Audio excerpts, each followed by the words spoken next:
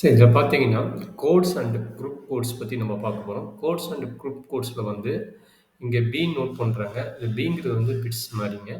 அந்த பிட்ஸ்ல பார்த்தீங்கன்னா, நம்மளுக்கு என்ன வரப்போகுதுன்னா, 0 அண்ட் 1ங்கிறது பைனரி ஆப்பரேட்டர் தான் வரப்போகுதுங்க. சரிங்களா? பைனரி ஆப்பரேட்டர்னா 0 அண்ட் 1. அப்ப நம்மளுக்கு ஆல்ரெடி தெரியும். இது வந்து இன் குரூப்ல இஜெட் மாடுலோ 2ன்னு தெரியும். சரிங்களா? அது அடிஷனல் மாடலா இருக்கலாம், ஆர் மல்டிப்ளிகேஷன் மாடலா இருக்கலாம். அப்ப பிட்ஸ்ங்கிறது என்னது? பைனரி ஆப்பரேட்டர் அடிஷனல் வச்சுக்கிட்டு, நம்ம மல்டிப்ளிகேஷன் அண்ட் அடிஷன் டிஃபைன் பண்றோட ஃபார்முலா தான் நம்மளுக்கு இங்க குடுத்துருக்காங்க. சரிங்களா?